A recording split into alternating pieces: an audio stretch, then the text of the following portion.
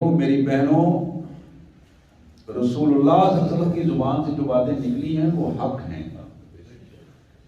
صحابہ کرام کا یہ رویہ نہیں تھا کہ ایک بات سن کے دوسرے نکال دے دوسرے کاموں سے، یہ رویہ نہیں تھا کہ وہ باتیں بھول جاتے تھے۔ اب یقین کریں کہ بعض اوقات صحابہ کرام کی کیفیات محسوس کر کے بندہ حیران ہو جاتا ہے۔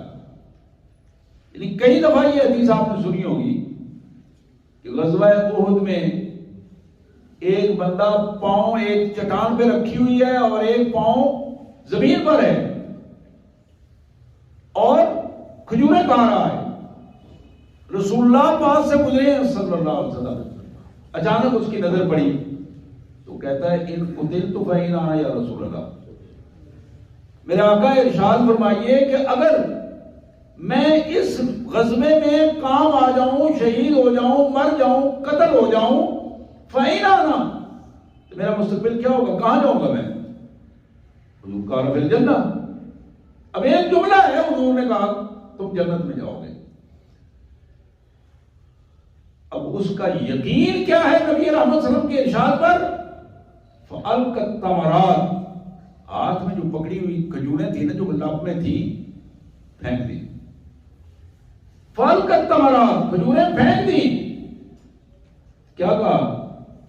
جنت اتنی قریب ہے، اتنی آسان ہے، تو میں باقی کھجوریں وہاں جا کے کھاؤں گا، مجھے دنیا کے کھانے کی کیا ضرورت ہے، میں جنت کی کھجوریں کھاؤں گا۔ قال فی الجنہ فَأَلْقَى التَّمَرَاتِ، کھجوریں پھینک دی۔ جنت کے اس جوش، جذبے اور شوق میں اتنا تیزی سے آگے چلا۔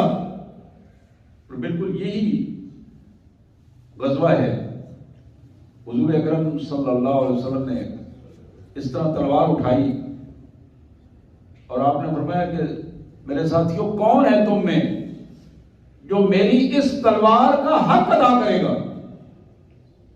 بہت سارے صحابہ کرام نے سر اٹھایا اور کوشش کی، ایک نے کہا، دوسرے نے کہا، تیسرے نے کہا، آپ نے تلوار نہیں دی اسے۔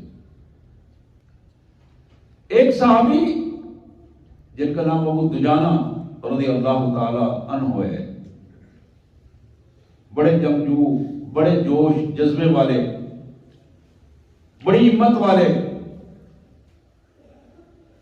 عرض کی کھڑے ہو گئے، یا رسول اللہ اگر آپ یہ تلوار مجھے دیں گے تو میں اس کا حق ادا کر دوں گا، میں اپنی جان کی پرواہ نہیں کروں گا، میری ساری صلاحیتیں آپ کی اس تلوار